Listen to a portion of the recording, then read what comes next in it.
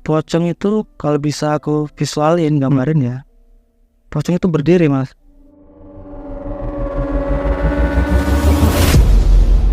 Nah pocong itu tuh nggak napak mas, kerucut. Astagfirullahaladzim, kayak ngasap itu ya bawahnya itu. Nah ngerucut, kakinya tuh kerucut jadi kayak gantung. Itulah yang aku lihat. Penampakan itu tuh lama mas. Kan biasanya kalau penampakan itu yang bebas kelihatan. itu sudah ngelewatin berapa tikungan, pocongnya tetap ada di atas.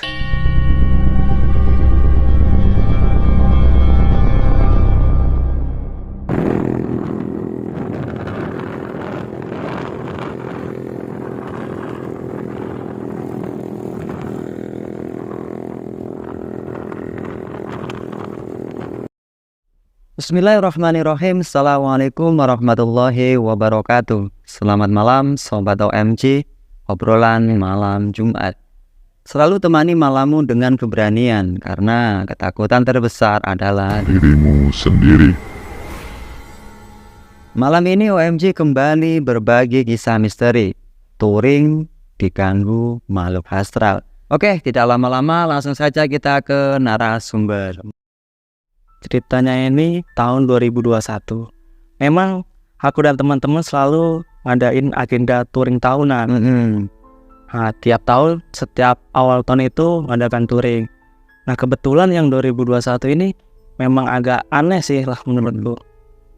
Jadi kami itu berangkat, kalau nggak salah dulu tanggal 2 Januari 2021. Di situ kita kurang lebih ada orang 15 kalau nggak salah.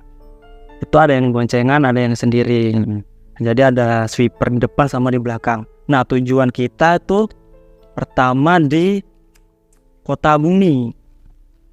Kota Bumi kan dari Martapura ke Kota Bumi. Ke Kota Bumi itu ke salah satu rumah temen sih. Namanya Raffi Mustaqim, biasa dipanggil Badak. Nah si Badak ini juga nanti masuk dalam obrolan yang serem nih, Badak ini. Nah, berangkatlah kita pagi menuju ke Kota Bumi. Ke Kota Bumi sampai siang. Kalau nggak salah sampai siang. Kita makan di sana. Berangkatlah lagi ke Liwa. Jadi kan untuk rutenya itu agak muter dia, Mas. Seharusnya itu di perempatan sebelum Kota Bumi itu kita langsung belok ke kanan. Kita lurus aja ke Kota Bumi, ke tempat si Badak itu. Nah, setelah siang itu kita berangkat lewatlah arah Liwa, karena tujuan kita ke Pantai Labuan Jukung Krui, Lampung Timur kalau nggak salah. Di situ tepatnya sampai di Liwa kalau nggak salah maghrib.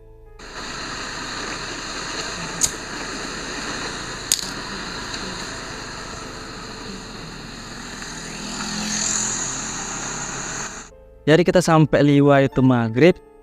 Kita berhenti dulu di sebuah masjid lah kalau nggak salah dulu. Kalau nama masjidnya lupa saya. Nah di situ kita ada yang istirahat di Indomaret, ada juga yang di masjid maghriban. Dari situ kan aku bonceng si Ardi, namanya si Ardi. Dia tinggal di Sidomulyo Martapura. Nah waktu maghriban aku dan teman-teman tuh sholat berjamaah. Nah si herannya sih si Ardi ini dia cuma diem duduk deket WC mas. Ya aku kira dia mungkin capek apa gimana ya. Nah, setelah dia duduk lama sampai aku selesai sholat sama teman-teman, si Ardi ini masih duduk di situ. Wajahnya pucat. Terus aku tanya, apa sih Ardi? Gak sholat gue ini Islam apa utuh katanya. Kalau bahasa Jawanya. Dia cuman geleng. Terus udahlah. Terus aku ke Indomaret kalau nggak salah kemarin, makan dulu, beli minuman. Aku balik ke masjid, si Ardi masih di situ mas. Deket WC itu, deket tempat wudhu kalau nggak salah. Tapi si Ardi ini nggak punya istilahnya riwayat kalau dia ini pernah kesurupan apa-apa, nggak pernah ini. Nah kalau itu setahu aku memang si Ardi ini orangnya sensitif. Jadi setelah aku dari Indomaret tadi ngobrol sama si Ardi, terus aku tanyain, akhirnya dia mau ngomong, Song kan biasanya aku dipanggil Song. Seng, kamu denger nggak di WC? Denger apa? Ini aku denger kayak suara gamelan, kata. Serius, kataku kan. Kamu ini cuman ngibul, menghayal mungkin, kamu kayak gitu. Serius, kata si Ardi. Terus aku ngomong, itulah akibatnya kamu gak maghrib Pak. Mungkin kamu capek jadi kedengaran suara gamelan itu. Sudahlah, gak lama aku berdua sama si Ardi, berangkatlah kita menuju ke pantai itu.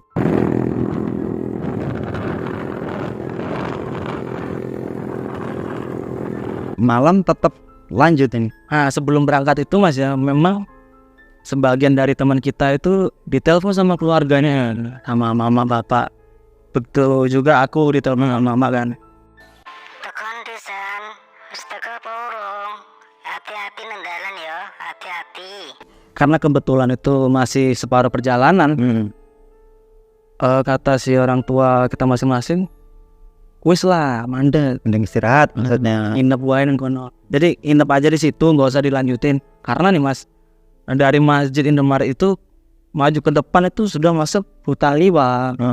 Huta Liwa ini kan memang terkenal itulah banyak supir-supir yang ngalamin kejadian janggal di situ. Nah, sebelum sampai ke hutan itu memang ada pom pengisian bensin itu. Jadi kita dari masjid itu berangkatlah, malam itulah berangkat, nggak jauh berapa kilo kita ke pom. Nah, jadi setelah sampai di pom itu ada yang isi bensin, ada juga yang posisi motornya masih full bensinnya. Di sini juga terjadi kejanggalan. Maksudnya ada gangguan? Bukan gangguan sih Mas ya, menurutku sih aneh kejadian ini. Jadi separuh temanku kan ada yang isi bensin, separuh juga nunggu di pinggir jalan. Nah, setelah selesai ngisi bensin, kita berangkat. Berangkat itu ya biasa, kayak biasa, bagian sweeper depan, bagian sweeper belakang, aku kan di belakang, jagain teman-teman, aku di belakang. Setelah kita mulai masuk di hutan liwa ini yang biasa disebut orang angker, kita nih engkel-engkelan bahasa Jawanya, sama Debat lah sama teman ini. Jadi aku kan sweeper paling belakang, aku agak maju ke tengah Mas. Aku nanyain, ini personil kita kok kurang?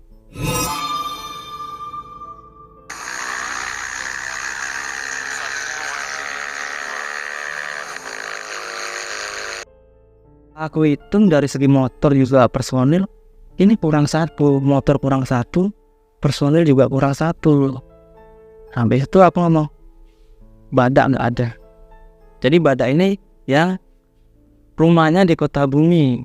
Jadi waktu saya engkel-engkel sama temen itu kan, teman saya itu bilang, enggak loh, si badak ini sudah duluan, kata dia kan.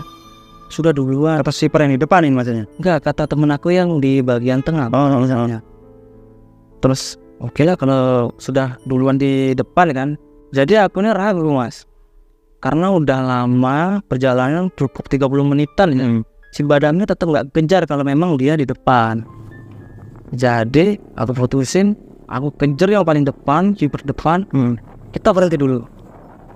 Jadi kita berhenti, tepatnya itu di hutan rimba liwa. Jadi posisinya gelap gulita Mas. Untuk mastiin kalau si badak ini emang bener-bener belum duluan nih. Apa duluan atau lagi di belakang. Jadi setelah berhenti semua, kita berunding lah ngobrol. Badak ini duluan apa di belakang Cok? Aduh, si sweeper depan itu posisi gelap ini Mas. Posisi gelap gulita Mas. Untuk penerangan tuh gak ada sama sekali. Dan kebetulan sampai waktu kita engkel-engkelnya ini jam 9-an lah. Tapi udah padahal masih sore ini Mas ya. Masih sore sebenarnya, tapi Gak ada mobil-mobil lewat apa jalur yang cukup sepi ini. Kalau dibilang sepi enggak juga, karena kan ini jalur utama. Kalau dari Bandar Lampung ke Krui emang lewat jalan sini. Mungkin karena memang ini terkenal hutan yang cukup. Jadi dihindarin, enggak berangkat malam. Nah, sampailah kita tuh ngobrol berunding. Ada teman kita tuh bilang yang sweeper depan tadi tetap dekat.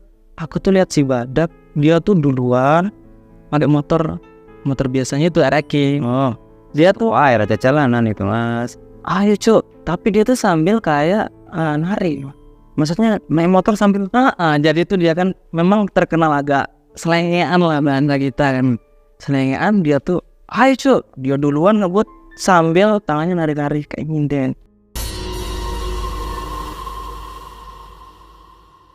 aduh merinding aku mas. Setahu aku sih Badak nih memang selengean, tapi dia kalau masalah tangan kayak gini nggak luar. Tapi Taswi waktu itu lupus banget kata dia. gak curiga sama sekali. Nggak jenengan. Setelah kami engkel-engkelan, kayaknya bukan Badak yang lewat tadi, yang duluan tadi. Lama kita berunding, sinyal juga nggak ada, Badak ditelepon juga nggak bisa karena di hutan.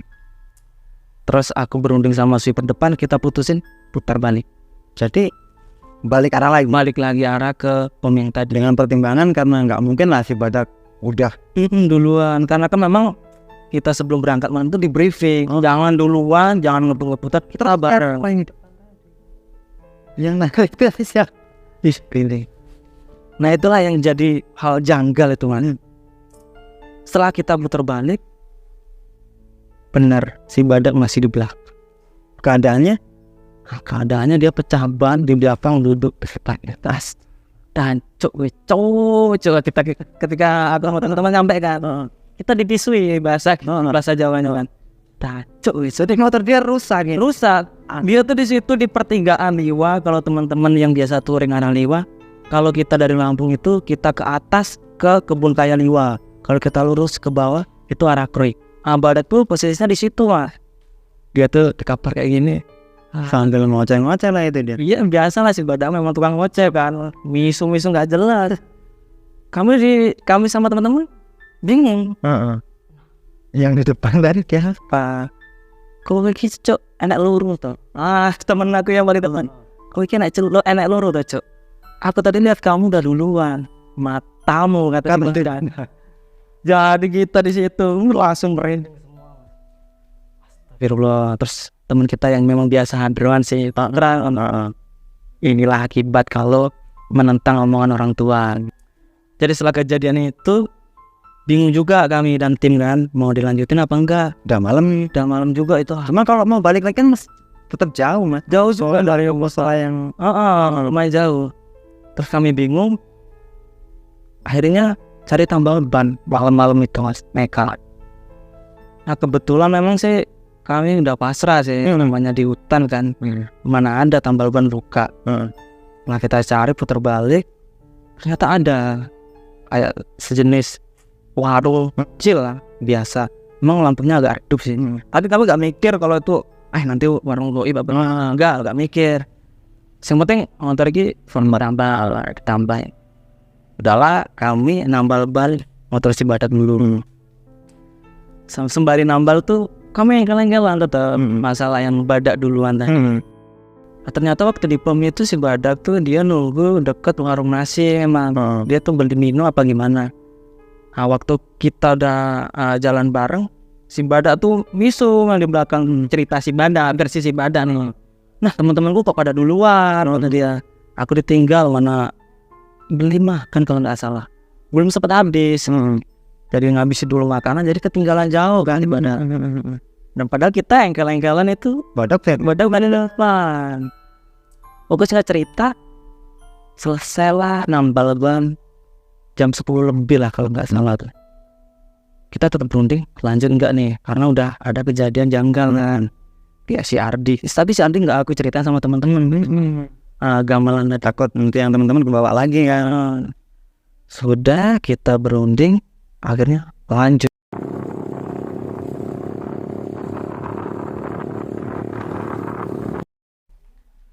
Lah berangkat masih aman-aman aja nih mas. Perjalanan masih aman, nggak ada kendala. Belum sampai 1 jam, si Ardi yang aku gunting ini romet dia, ngoceh-ngoceh. Kamu teleponan cok, aku bilang ya. Masih romet sendiri dia tetap romet. Ku kayak gini kan. ya lampak helm Apa kayak? Astagfirullah. sadar Mas, astaga ini. Kayak aku bilang, ngapa lo cok?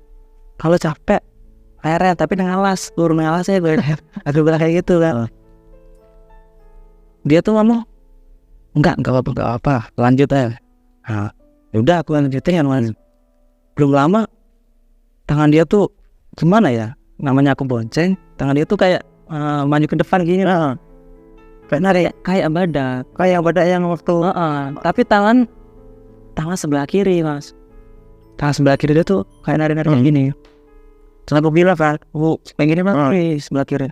Hapus sih cok, ganggu nyetir woy, biar fokus aku nggak usah diganggu kan.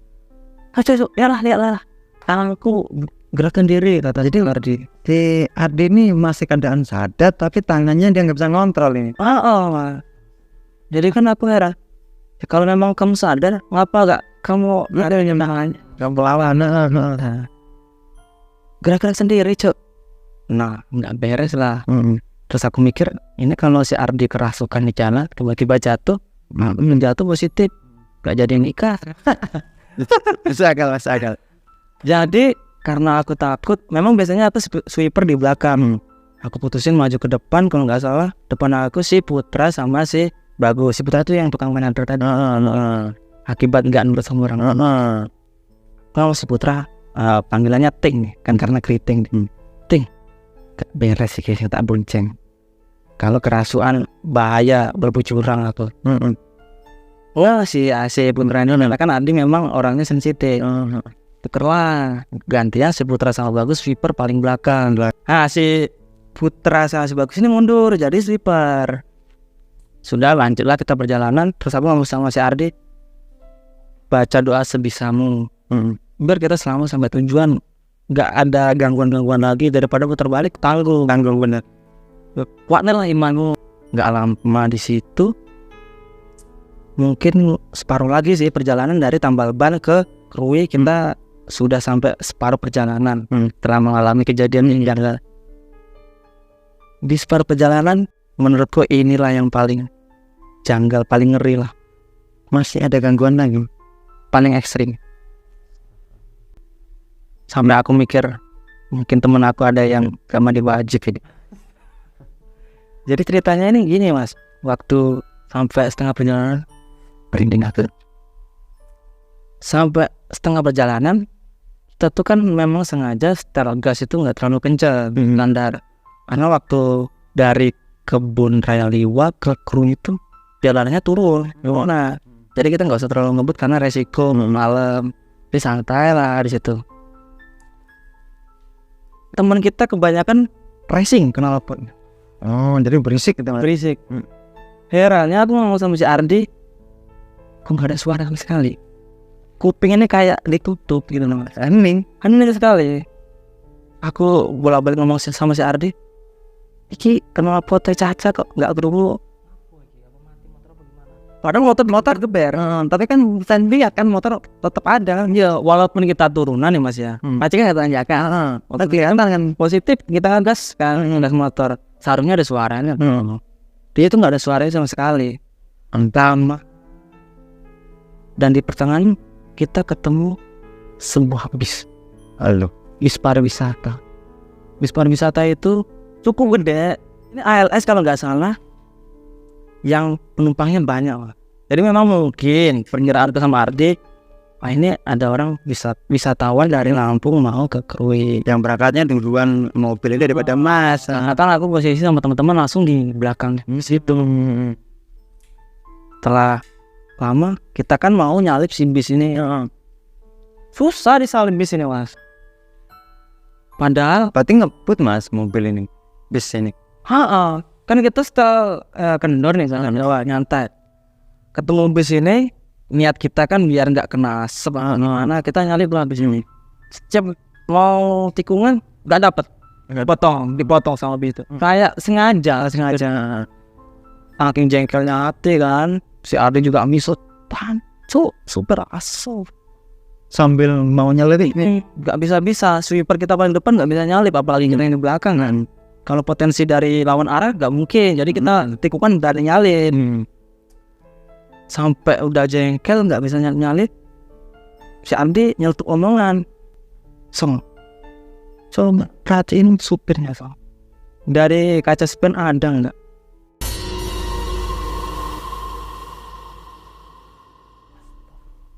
Bener Mas, jadi dari spin itu seharusnya supir itu kelihatan, karena dia kan spin itu buat mata di belakang. Kalau kita di sampingnya, seharusnya dari spin ada supir kelihatan. Bener nggak ada supir. Dari situ terus dulu korok semua dulu lah. Mau korok.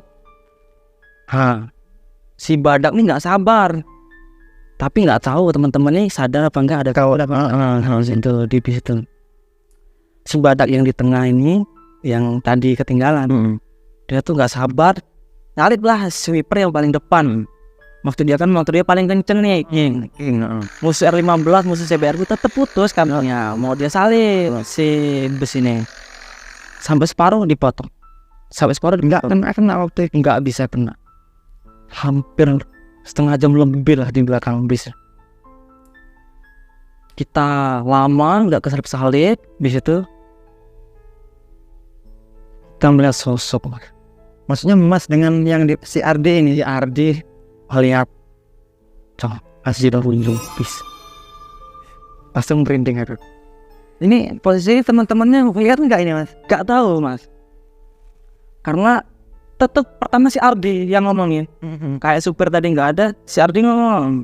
Giliran kita yang nemu yang paling ekstrim tuh Mas. Pocong itu kalau bisa aku visualin gambarin ya.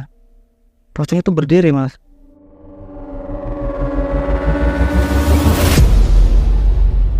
Bis tapi yang paling atas, paling depan di atas supir. Jadi pocong itu berdiri kan, kalau logikanya kalau itu orang pasti jatuh lah. Karena kita nggak lama sadar nggak ada supirnya, kita melihat sosok pocong. Kalau mungkin teman-teman pernah lihat pocong viral ya, ada kayak segerombolan orang di mobil lihat ada pocong, dikiranya kan prank kan pocong. Nah pocong itu tuh nggak napak Mas, kerucut. Astagfirullahaladzim. Kayak ngasap itu ya bawahnya itu. Kan ngerucut, kakinya tuh kerucut jadi kayak gantung. Itulah yang aku lihat.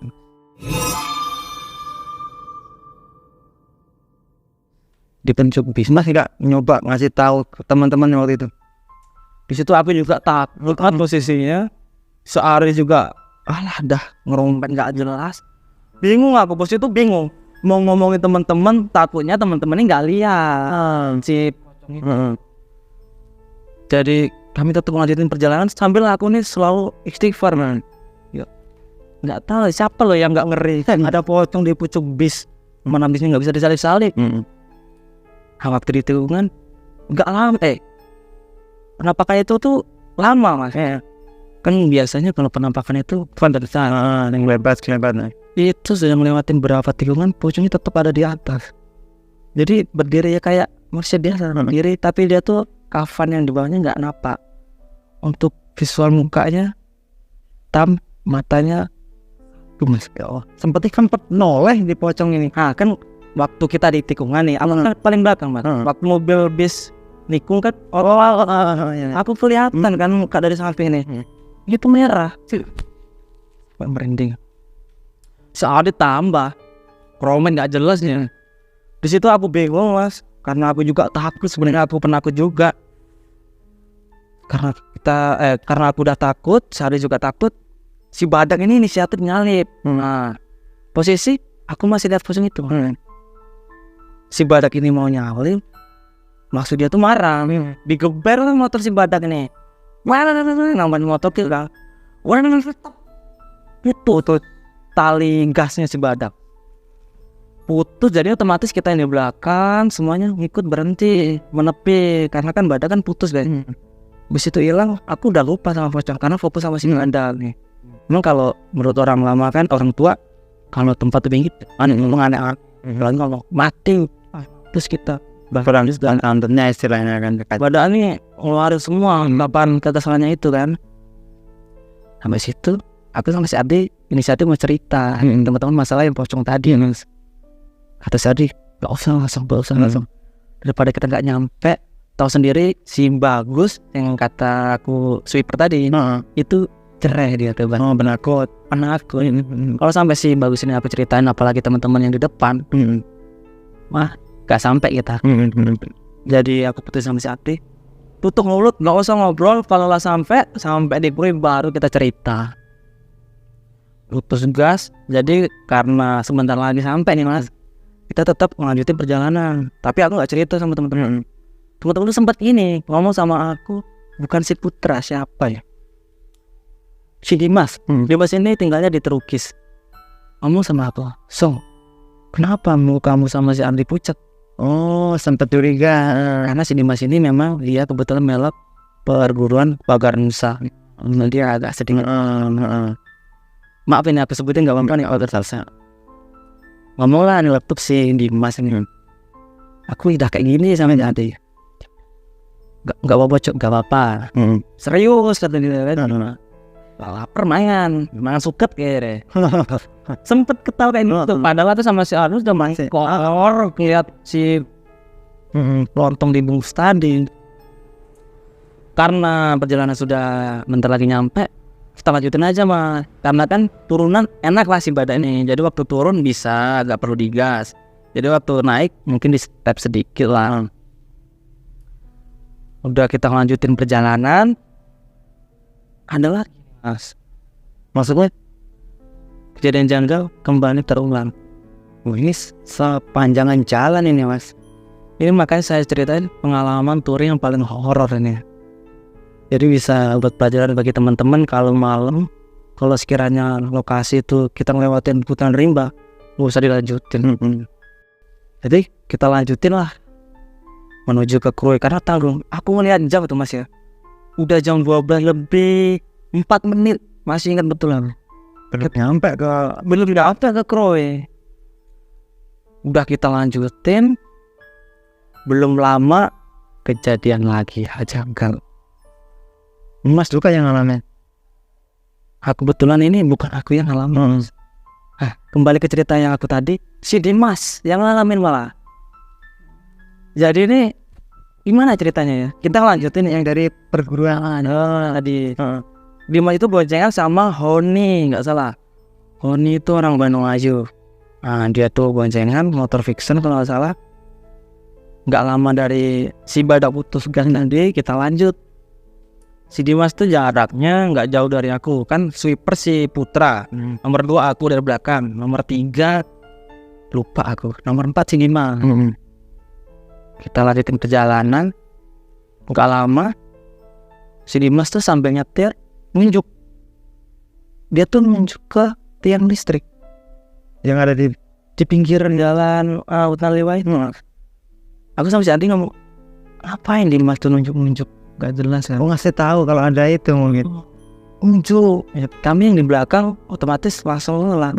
Kami lihat juga ada pucuk tuh. Gak ada apa-apa mas. Kukira dia tuh ngasih tahu ada burung, ada janda lewat, gak tahu. Dia tuh nunjuk mas. Tapi soalnya diam aja. Kami sambil ngobrol, perhatiin nunjuk terus. Kan tiang listrik kan diam. Dari kejauhan ditunjuk. Sampai mau habis ditunjuk sama dia tuh mas. Udah kami hirauin lah. Jadi kan biar cepat sampai lah. Kalau aku jelasin apa mas namanya gak sampai kita. Gak lama sampai lah kita di jembatan Krui. Alhamdulillah nih sampai. Sudah sampai hampir jam 1, kita langsung berhenti di kayak pondok pinggiran laut itu kan ada kayak pondok-pondok. Kayak di mana ya, di ladang lah, di rumah bapak kan ada pondok kayu biasa. Nah disitulah si Dimas langsung cerita, belum duduk posisinya nih mas. Nyatanya ditunjuk tadi. Aku belum sempat nanya mas karena capek ya. Nanti nggak dia gantian. Tapi Dimas langsung gimana? Nggak cerita bareng-bareng. Dia narik aku. Waktu teman-teman tuh beres, dia langsung tiduran. Dia narik. Song, ngerti nggak sih yang tak tunjuk mah? Lihat apa? Dimas itu kan. Aku udah kuntilanak langsung keras. Jadi Dimas ini sambil kayak pucat banget. Sedangkan aku sama si Ardi ini masih pucat. Ada fase dari kalian takut ya? Tapi si Dimas juga malah pucat. Ya mungkin dia juga ada sensitif ikut perburuan itu. Dia cerita visualnya. Jadi tiang listrik tuh mas ya. Dia ini kan ada besi yang ada kabel 3 itu. Kuntilananya duduk di atas. Yang di atas. Dan biasa sih untuk setelan bajunya biasa putih kotor, putih mas, hampir sampai ke tanah kata mas. Kata Sudirman. Wah langsung tahu mengkorok aku. Woi, gak usah kali kamu ngomong. Aku lu gak mendelak. Tetep aja masih di mas. Sumpah song. Aku lihat kuntilanak, mukanya gak jelas. Makanya aku tunjukkan sampai akhir. Kukira kau di belakang tuh tahu kalau yang aku lihat tuh sama nih yang kamu lihat. Langsung aku sama si bertiga nih ngobrol. Langsung mengkorok. Terus wes. Aku putusin. Udah gak usah cerita. Kita beberes. Kita wudhu, sholat isya dulu.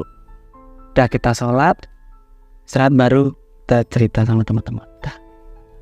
Itu pengalaman yang lumayan horor mas. Sampai 2023 ini kan aku juga touring lagi nih 2 kali, 2021 2022 touring, 2023 terakhir kemarin touring juga, di 2021 sama paling. Itu satu poin yang jelas, yang orang tua nggak ridho ini bisa jadi kendala ini. Terus kan pelajarannya kalau tujuan kita itu masih ngelewatin hutan, ya setidaknya kita berhenti dulu lah, jangan diterobos. Buat teman-teman yang senang touring seperti Mas Basong, hati-hati di jalan. Mau nggak mau, suka nggak suka, mereka ada di dekat Anda. Selamat malam, assalamualaikum warahmatullahi wabarakatuh.